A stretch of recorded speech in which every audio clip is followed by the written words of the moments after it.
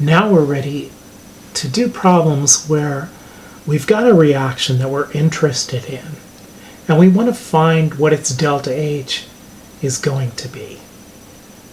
Now, one of the things that we can do to find that delta H, rather than doing this running this reaction in the lab, is to do it on paper.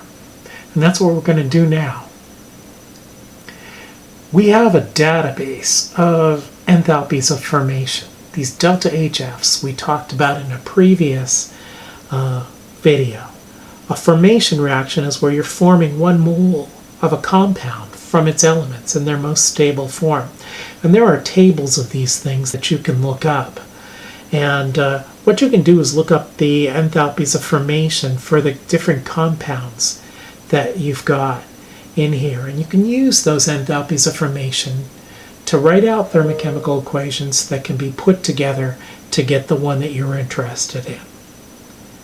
Now, I have an enthalpy of formation for H2O2 here, and I've got one for H2O.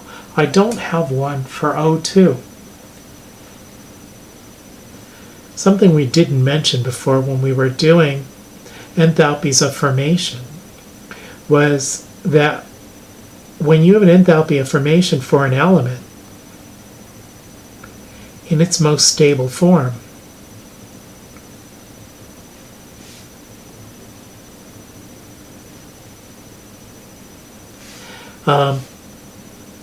that's always 0. And they expect you to know this. You should know that you get a 0 enthalpy of formation for an element in its most stable form. And we have O2 here, and that is the most stable form of O2, so that's why I didn't give you an enthalpy of formation for this. Now, this can get kind of confusing, so to keep yourself from getting lost, follow a step-by-step procedure for doing this. Step 1 is write down the reaction you want. This is the reaction you want a delta H for. Okay, we did it already up here in the problem. That was this.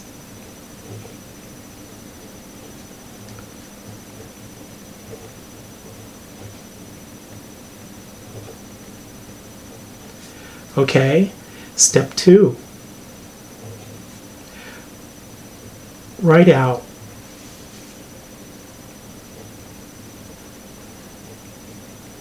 the reactions.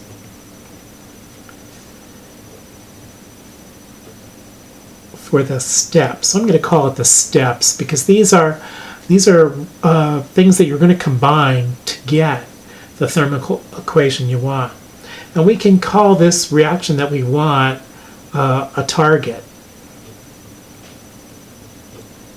So our target is the one we don't know the delta H for, and the steps are the ones where they give us a value of delta H. So let's write out the steps. Now the steps are in code, right?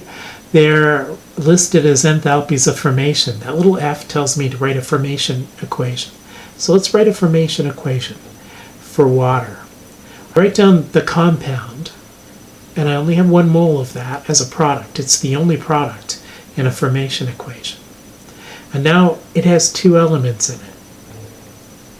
And I need to write those elements in their most stable form. What's the most stable form for H? If you said H2 gas, you're right. What's the most stable form for O? If you said O2 gas, you're right. I have to add those together. Now I have to do it in such a way that I keep a 1 in front of this. And I'm going to have to put a half there on the O2 to get it to work. And the delta H of formation that they gave me here is delta H for this step reaction. All right, now the other step reaction is a formation for H2O2. I write down the compound. I look at what elements are present in it, H and O, and I put them in their most stable forms, and we already did this. for water. And it's balanced just the way it is, so that's good. And then delta H for that reaction is what the enthalpy of formation, the delta HF. We talked about that little circle. We said the little circle means under standard conditions. It doesn't really affect anything, but we should keep it consistently on all the delta H's. If it appears in a problem, I'm going to put it on everything. If it doesn't appear, I'm going to put it on nothing. All right, now what do I do? The next thing I decide to do is flip equations, flip the steps, so they match the target.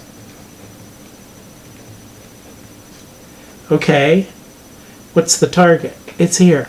It's got H2O2 on the left-hand side. There's H2O2 in a step, but it's on the right-hand side. So what I want to do is flip this equation. So I'm going to cross that step out, and I'm going to flip it over so it's backwards.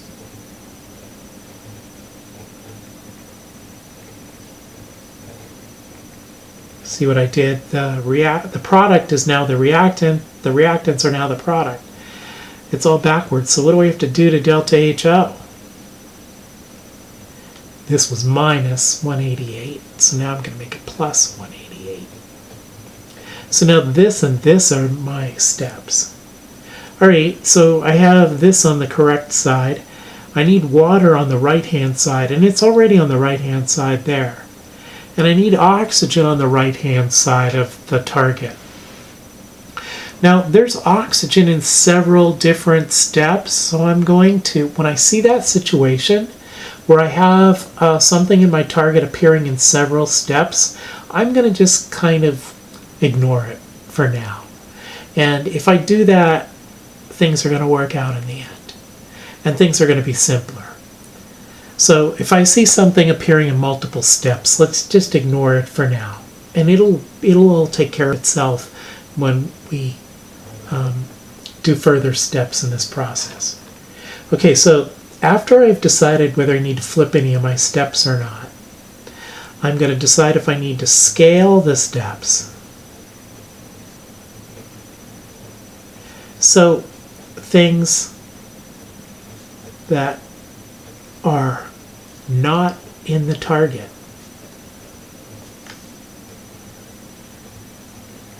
cancel. Okay, now what's not in the target that I see in the steps? The H2. There's no H2 gas in my target. So I want that to cancel out. Now this step has got H2 gas on the left, and this one has it on the right. So that is going to cancel. Because something on the right that's identical to something on the left is going to cancel out. Now what else do I want to cancel out? What else appears here that isn't in the target? Well, nothing else. I see O2 in my target, and I see O2, I see H2O2, and I see H2O. So I'm done with this. I didn't really have to multiply any of these through. We'll do an example where you do have to do that in a minute. So the next thing that I have to do is add the steps. Notice that we're doing all of the things that we were talking about doing in the last video. We're flipping equations, we're scaling them, and we're adding the steps. So if you're not following exactly what I'm doing here, go back and watch that video again.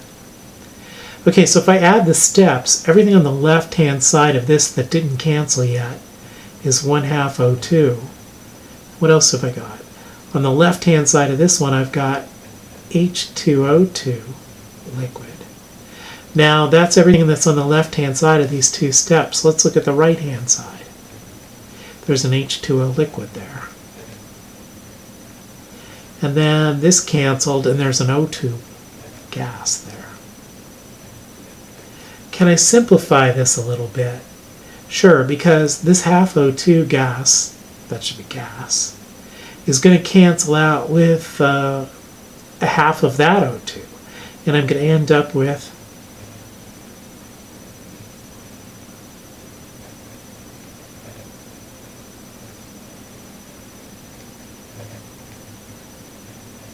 that. Now, notice that that is exactly the equation that I picked out for my target. That's what I wanted for my target. What's delta H for this going to be? Well, in the last video we saw that if you add two things, you have to add their delta H's as well.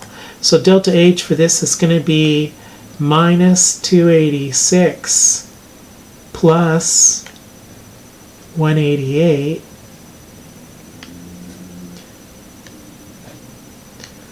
so what's that going to be? Like, it's going to be negative. It's going to be like minus 98?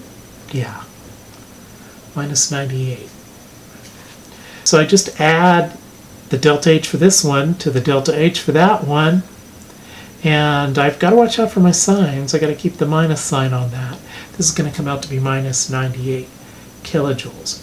This reaction is exothermic. Now, in fact, this is the reaction that happens in a bottle of peroxide. This is hydrogen peroxide. Over time, it will decompose into water and oxygen. And this is what happens to peroxide when it is fizzing, when it's foaming, when it contacts blood. It's making oxygen, which will oxidize bacteria and viruses that are in the cut.